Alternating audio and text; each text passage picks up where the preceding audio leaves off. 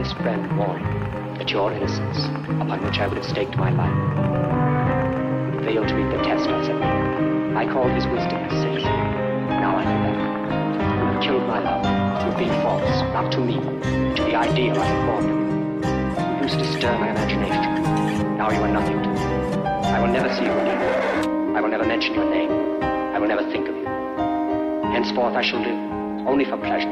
Everything else is meaningless. And if this leads me to the destruction of my soul, then it is only you who are responsible.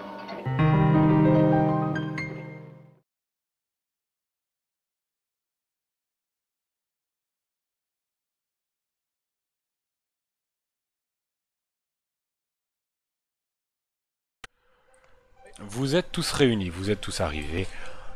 Chacun a des heures différentes, mais vous vous êtes réunis ici, vous avez attendu un petit peu. Vous pouvez vous échanger les informations, essayer de réfléchir un peu à cela. Peut-être que maintenant, Wendy et Peyton, avec des recherches, en ont peut-être appris un peu plus.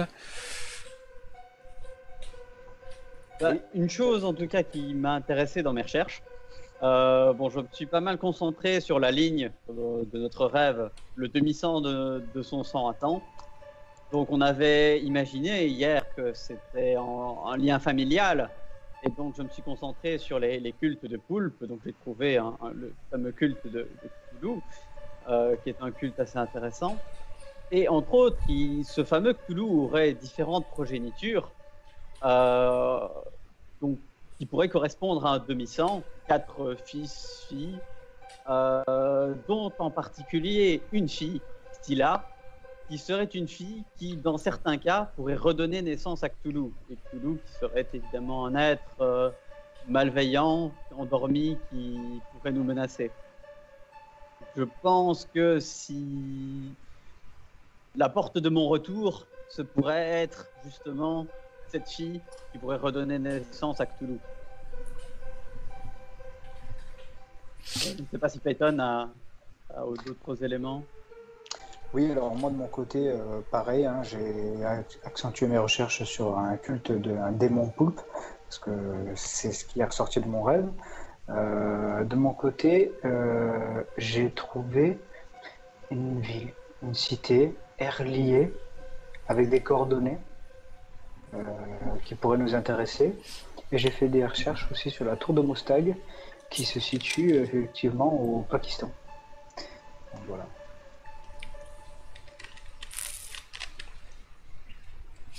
Très bien. Et du coup, les coordonnées de la ville Erlier, là, Oui. ça se situe où, tu sais? Alors, ça se situe en plein milieu de l'océan Pacifique Sud, entre l'Argentine et la Nouvelle-Zélande. Donc voilà. Et puis voilà, c'est un peu tout. Je vais Peut-être partir du un principe. seul dernier Ah, élément. ouais, vas-y. Non, vas-y d'abord. Vas-y. Juste la ligne aussi n'est pas mort, ce qui a jamais d'or. J'ai trouvé quand même des liens avec le Necronomicon. Sait-on jamais, c'est un élément. C'est quoi le Necronomicon? Le livre des morts. Eh ben, je ne sais pas, voilà. Ah, tu ne t'es pas renseigné dessus. Très bien. Eh ben, c'était l'heure du rendez-vous, il fallait remballer. Bref. Est-ce que donc je pars du principe que tous les autres qui n'ont pas étudié à la bibliothèque, vous avez aussi dit les informations à chacun de ce que vous avez pu recevoir. Donc après, vous laisserez aviser dans ce que vous voulez faire avec.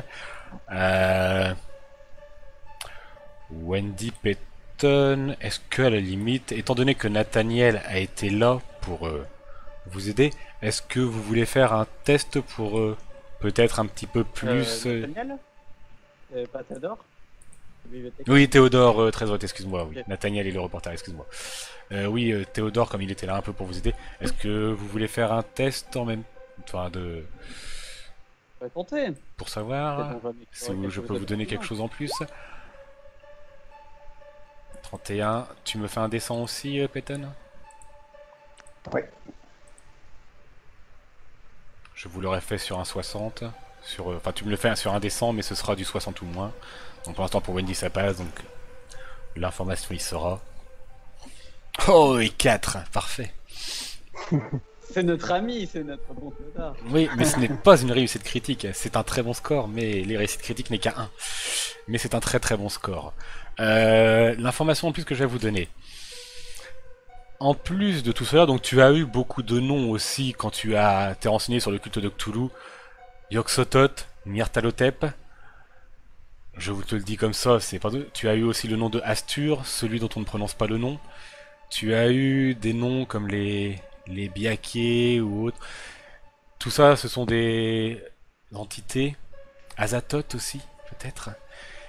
Ce sont des entités un peu similaires à Cthulhu, qui sont dans une sorte de panthéon. Tu as eu tous ces noms-là. Et quand tu as parlé justement de cette phrase du Necronomicon, le Necronomicon, oui, c'est justement comme l'a dit William, c'est le livre des morts, écrit par Abdul quelque chose.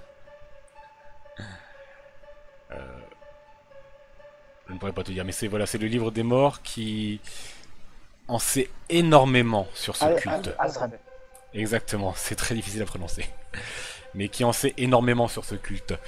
Qui a vu son auteur devenir fou en écrivant lui-même son livre. Il est justement à la bibliothèque d'Arkham. Mais vous n'avez pas été le voir et tout ça. Encore. Il est assez scellé. On va dire que c'est quelques imminents qui peuvent aller le consulter. Mais voilà. Ça vaudra la peine de refaire un petit tour. Je n'osais espérer qu'il y soit. Du coup, pour tout le reste,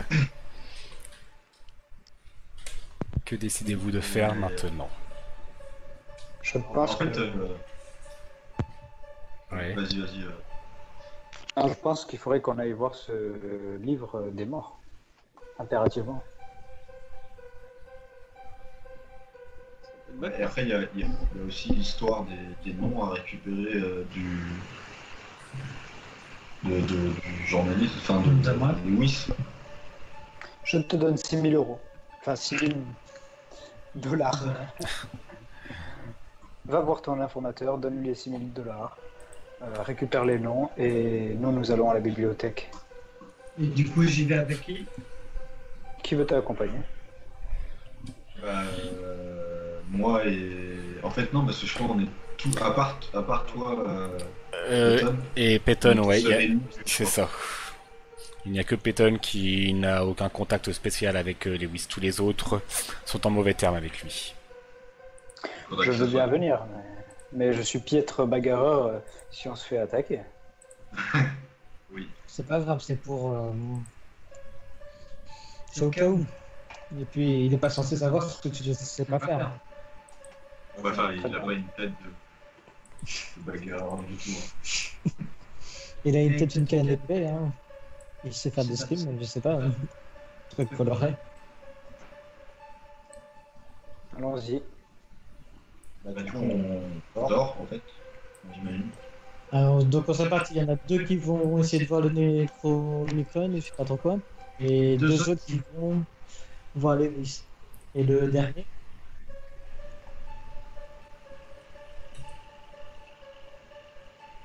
Je sais pas. Le dernier, c'est qui? C'est Wendy ou C'est qui va, ouais, De déjà. toute façon, je retourne à la bibliothèque. Oui. Je pense, ouais, voilà, je suppose que c'est Wendy qui va aller à la bibliothèque, à savoir maintenant qui de Oscar ou William décide de l'accompagner et qui décide d'aller faire autre chose, ou alors peut-être que les deux autres peuvent aller faire autre chose et Wendy va seule à la bibliothèque, vous choisissez. Après, de toute façon, c'est quoi l'autre chose qu'on pourrait faire? Vous avez beaucoup de noms de contacts, à voir peut-être s'ils peuvent vous renseigner aussi, s'ils peuvent faire des recherches dans leur coin, vous ne savez pas. Ah oui.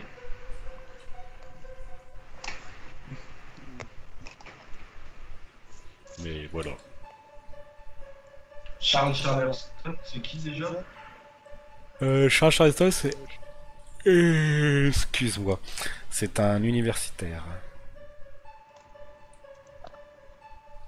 De l'université d'Arkham. Ok. Un professeur qui étudie là-bas, Ouais, très renommé. Et qui? De quoi? faudrait peut-être qu'on sert pour savoir qu'est-ce qu'on cherche en fait au final.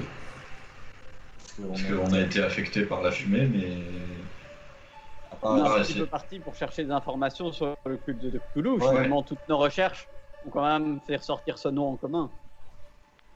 Ça vaudrait peut-être la peine de voir si. Ah, mais non, évidemment. Mais, ça, je sais pas. Bah, peut-être que mon père, William, si je ne m'abuse, pourrait peut-être aller voir Charles Charleston pour voir un petit peu si lui a peut-être plus d'informations sur le culte de Cthulhu. Ouais, pourquoi pas. Ouais.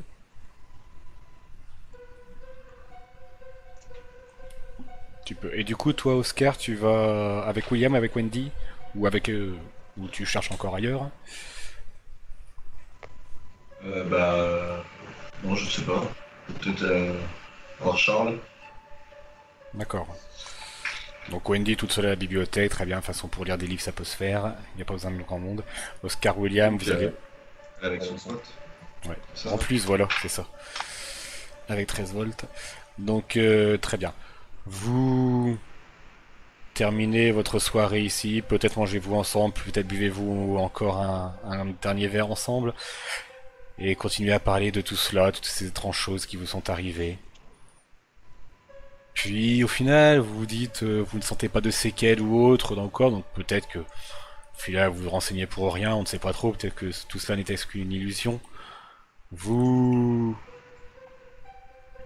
finissez par aller tous rentrer chez vous, vous rendormir.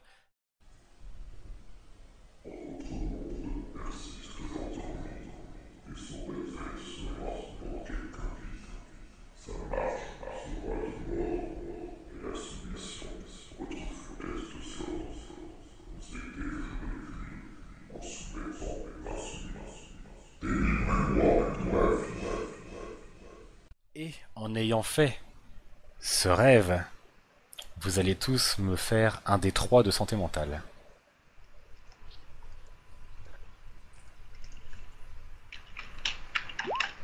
Ouch. Oh. Aïe. Oh. Eh ben. Ah, Voilà. Vous vous retirez donc tout ça à votre santé mentale. Ce rêve, comme l'autre, vous a énormément perturbé. C'était vraiment très étrange, très effrayant. Vous avez vu des visions qui sont assez horribles. Vous avez entendu une voix dans votre tête. Vous ne savez pas d'où elle vient. Assez infâme. Toujours pas de migraine qui est revenue, non, rien du tout. Physiquement ça va, c'est plus mentalement, ce rêve vous a énormément affecté. Mais au final, vous continuez votre vie si vous le souhaitez. Vous pouvez vous réveiller ou autre. Et aller faire vos enquêtes. Donc, moi, de mon côté, je me réveille. Je rejoins je ne sais plus qui pour aller voir sur le quai. Ah, c'est Vincent. Donc, c'est Cray Carlton. Nous allons voir notre ami sur le quai. D'accord.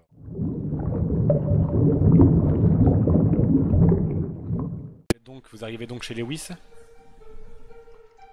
ouais. pour faire cet échange, enfin d'informations justement. Je briefe bien, comment il s'appelle déjà Peyton. De ne pas parler, c'est moi qui parle. Ok. D'accord. C'est moi qui donne l'argent et je dis rien. C'est ça. Très bien. Donc vous allez voir Lewis, vous vous retrouvez sur ce dock, là où tu l'as retrouvé Carlton hier justement. Il vous accueille, c'était prévu, vous soyez là. Juste petite parenthèse, où Wendy, Mjo, tu es déjà à la bibliothèque, tu peux continuer tes recherches dorénavant si tu le souhaites. Hein. Il n'y a pas de souci. Donc vous êtes là-bas, il vous accueille et il voit donc Peyton avec qui tu es accompagné, tu l'avais prévenu que tu viendras avec quelqu'un. Peyton ne semble pas l'impressionner plus que ça, donc il accepte de vous recevoir et il demande vous avez l'argent? Je lui demande s'il a les noms. Mais bien sûr, Ils sont toujours là.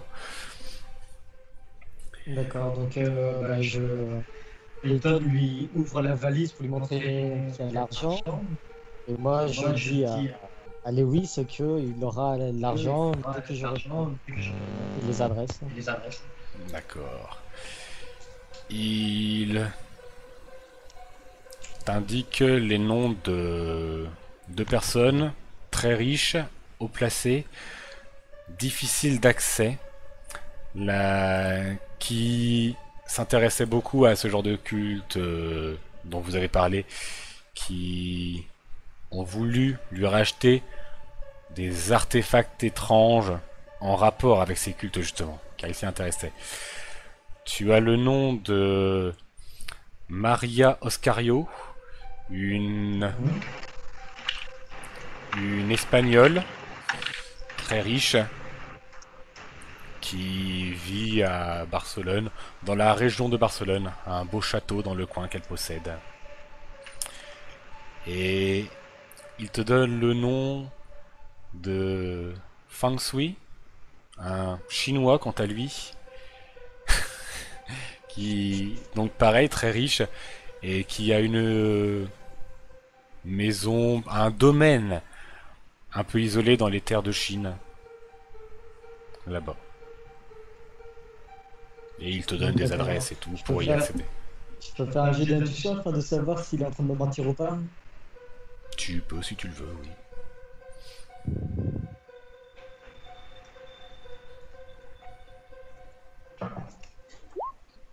Non, très bien, ça passe. Et tu sens qu'il ne te ment pas. Il n'y a pas de souci, tu le sens la sincérité en lui, tu sens qu'il y a une certaine confiance qui s'est installée en toi, avec lui, en toi, pour qu'il ne révèle pas ces informations, que tu ne révèles pas à ses contacts, que c'est lui qui t'a donné ses noms.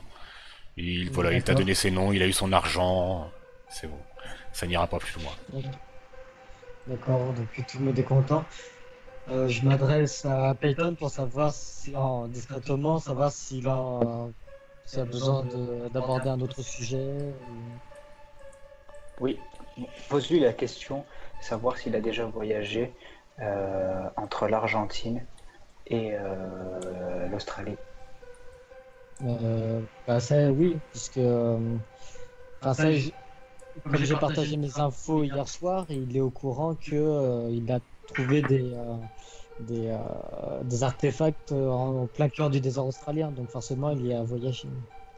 Et je parle en mer, en pleine mer, avec son bateau. D'accord. Bah, du coup, je lui pose la question. Savoir s'il a déjà voyagé en mer. En mer, entre l'Australie et l'Argentine. Exactement, entre la Nouvelle-Zélande et l'Argentine. Entre la Nouvelle... Ça fait une belle trotte. Entre la Nouvelle-Zélande et l'Argentine.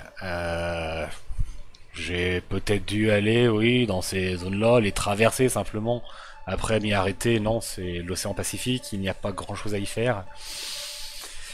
À part des îles ou autres, mais non, ce n'est pas vraiment un coin. J'y suis allé, oui, pour descendre en Amérique du Sud. Donc j'ai passé par là. Nouvelle-Zélande, oui, j'y suis allé pour aller jusqu'en Australie. Mais après, non. Entre les deux, faire le voyage, non, jamais. Est-ce qu'il a dans le coin rencontré des peuplades qui faisaient justement allusion à un culte démoniaque, quelque chose comme ça? Ça ne lui dit rien, à part justement aussi ces temples qu'il a trouvés ici et là, qu'il te parle dans ces coins-là. Donc oui, l'Australie, là-bas, ils ont fait des cultes étranges, c'est là où il a trouvé ces artefacts. Il en a vu aussi en Amazonie, comme avec Oscar. Maintenant, après, un peu partout dans le monde, non, ce n'est pas vraiment... déjà, ce n'est pas ce qui se vend le plus facilement, on va dire, ce genre d'objet. Ça se vend cher, si on a les bons contacts, mais ça se vend pas très facilement, contrairement à la Grèce, l'Égypte ou autre. Du coup, il évite de trop se concentrer sur ça. Et c'est assez difficile d'accès, en plus, on a souvent en plus accès à des... Enfin, on est mis en contact avec des dégénérés qui prient ces genres de choses, donc il évite, en général. D'accord. Voilà. D'accord. Qu'est-ce qu'on a d'autre?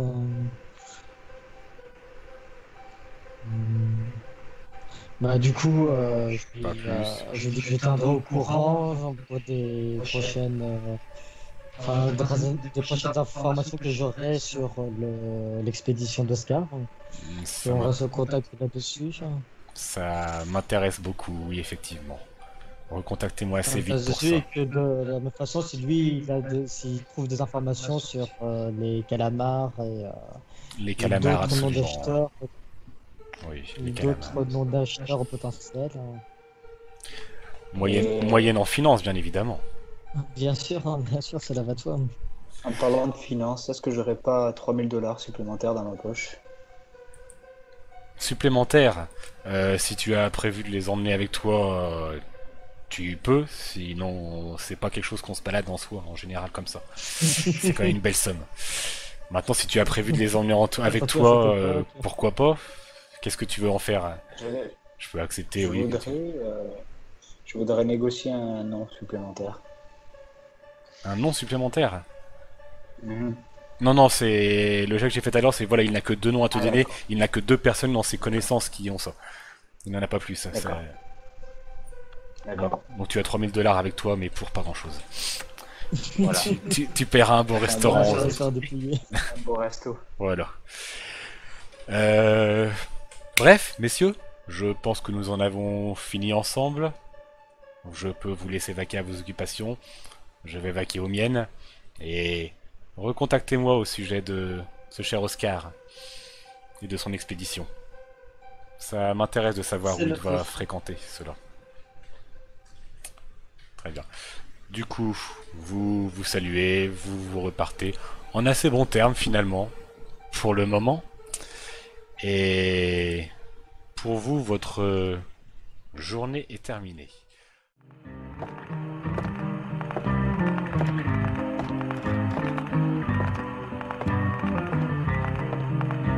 A wise friend warned me that your innocence, upon which I would have staked my life, would fail to meet the test I set. I called his wisdom a sin. Now I know better. You have killed my love. You've been false, not to me, but to the ideal I had formed of you. You used to stir my imagination. Now you are nothing to me.